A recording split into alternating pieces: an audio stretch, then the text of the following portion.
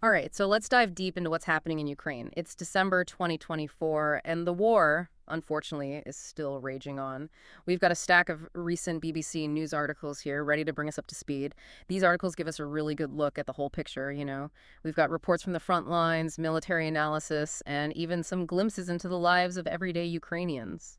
Yeah, it's amazing how these articles really capture just how complicated this conflict is. You see the toll it's taking on Ukrainian troops, the strategic moves Russia is making, and of course, all the political maneuvering happening globally.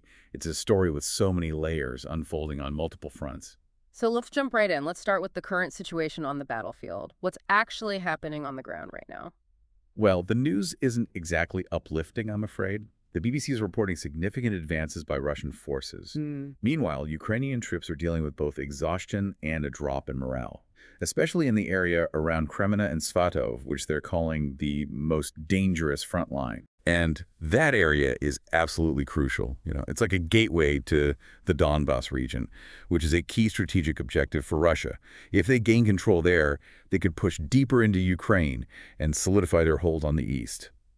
And after more than 2 years of constant fighting, it's no surprise that Ukrainian forces are showing signs of fatigue.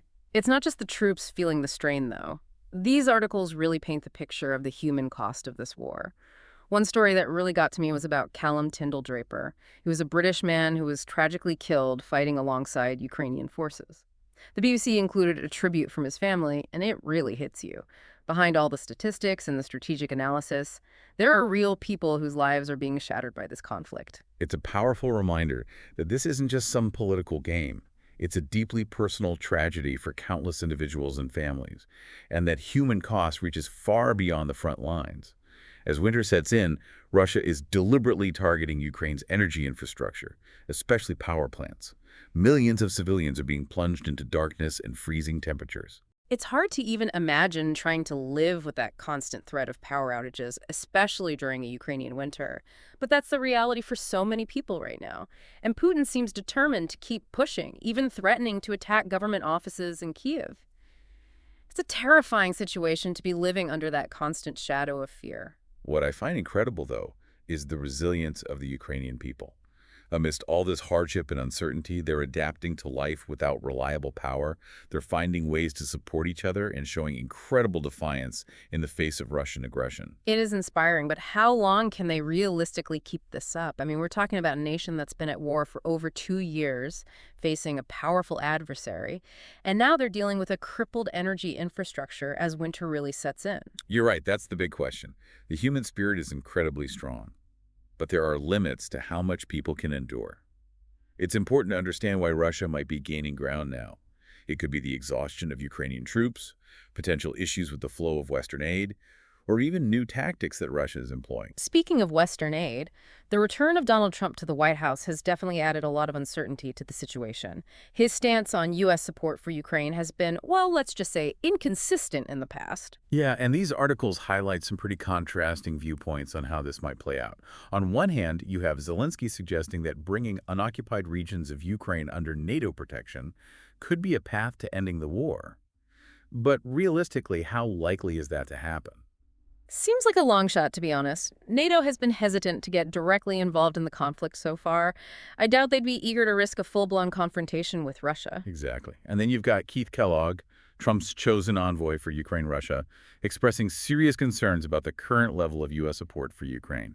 This raises a lot of questions about the direction Trump might take and how his policies will affect the trajectory of the war. It's a delicate situation for sure.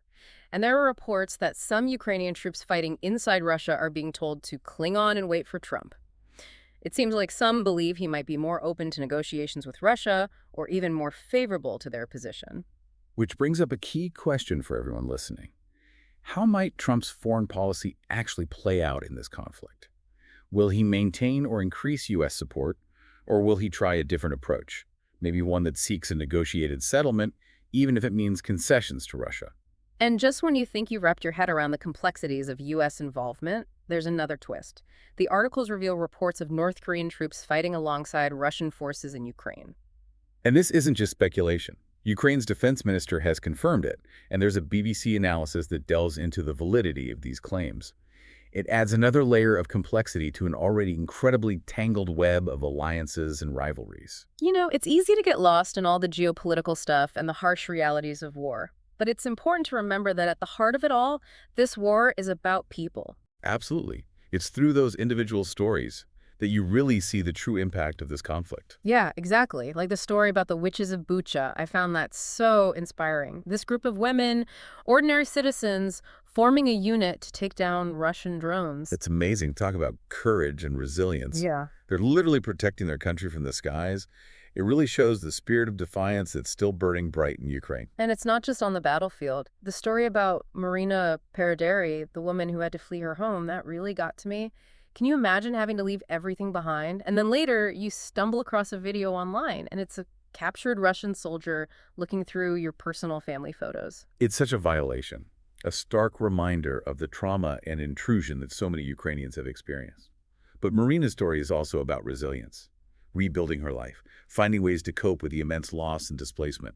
It's true. Marina's story and all the other stories of courage and resilience coming out of Ukraine, they remind us that even in the darkest times, the human spirit can endure and even find moments of hope.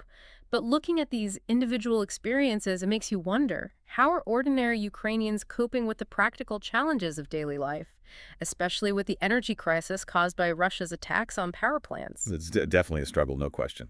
Millions of people facing power outages, often in freezing temperatures.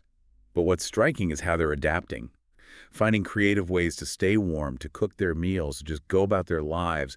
There's a real sense of community, of people coming together to support each other. It speaks volumes about their strength and determination. But it honestly makes you think, how much longer can this resilience last? That's a tough one to answer. The human spirit is remarkable, but it's not inexhaustible.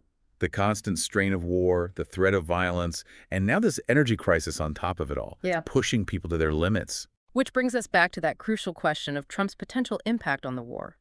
His past statements and actions suggest a much more unpredictable approach to foreign policy, and that's causing a lot of anxiety in Ukraine. Yeah, and the BBC has some really insightful reporting on this. They've even interviewed some of Trump's former advisors.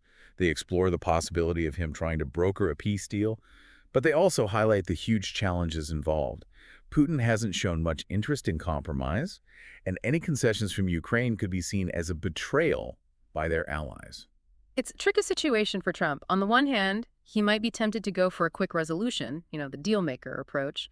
But on the other, he's facing pressure from his own party and international allies to hold Russia accountable. Exactly. And then there's the question of how Ukraine would respond to any pressure to negotiate.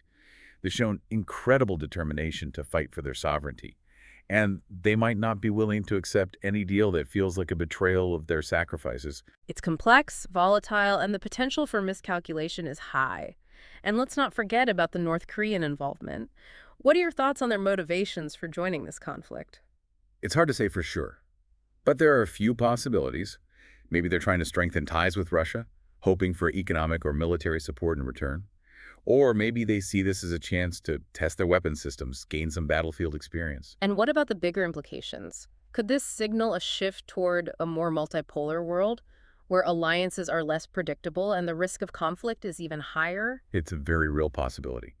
The war in Ukraine has already put a strain on relations between Russia and the West, and adding North Korea to the mix just makes the geopolitical landscape even more complicated. It's a reminder that this isn't just a regional conflict. It has the potential to escalate into a wider confrontation with global consequences. And for the people of Ukraine, caught in the middle of these global power plays, the struggle for survival goes on. It's a sobering thought. We're living in a world where conflicts can erupt so suddenly, and their effects can be felt far beyond the immediate battleground. It's a lot to take in, right? I mean, we've covered the realities on the ground, the resilience of the Ukrainian people, and of course, all the geopolitical maneuvering that's shaping this whole war. So where do we go from here? What are the key takeaways from all this information? Well, I think one of the biggest takeaways is just how unpredictable this conflict is. There are so many factors at play. You've got the shifting situation on the battlefield, the political calculations of these global powers, and then the human element, which you can never fully predict. It's true. It's like we've got exhausted Ukrainian troops facing what seems like a resurgent Russia. Then there's the energy crisis, which could really cripple the country as winter sets in. And of course, there's the wild card of Trump's foreign policy, which could shift everything in an instant. Yeah, and don't forget about the North Korean troops on the ground. That adds another layer of uncertainty and risk to an already volatile situation. It feels like we're on a knife's edge, with so many things that could tip the scales one way or the other. So, what should we be watching for in the coming months? What are the signs that might signal a change in the direction of this war? Definitely keep an eye on the level of U.S. support for Ukraine. If Trump decides to scale back aid or push Zelensky to negotiate with Putin, it could have a huge impact on the battlefield. And what about the situation in Ukraine itself? Are there any specific developments or potential turning points we should be paying attention to? Absolutely. Any major breakthroughs by either side could change the whole course of the war. If Russia launches a big offensive and captures key territory, or if Ukraine manages a successful counteroffensive and pushes Russian forces back, those could be decisive moments. And I imagine any signs of more international involvement, particularly from someone like North Korea, would be a big concern. It could escalate the conflict beyond Ukraine's borders. Exactly. It's a delicate and dangerous situation with incredibly high stakes, not just for Ukraine, but for the whole world. So, as we wrap up this deep dive, we're left with a lot of uncertainty, but also, I think, a deeper understanding of how complex this conflict really is, and a real appreciation for the human stories at the heart of it all. You're right. It's important to remember that even though we might feel powerless to change things, staying informed and talking about these issues is so important. It's through awareness and understanding that we can start to deal with these challenges facing the world and work towards a more peaceful and just future. You've been given a lot to think about today. We've explored the different realities of the war in Ukraine, the military struggles, the political maneuvering, and most importantly, the human cost. So here's a final thought for you to consider. Given everything you've learned, what do you think the future holds for Ukraine? Is there a path toward peace? Or are we on the brink of a wider conflict? The answer to that question might depend, at least in part, on what each of us chooses to do next.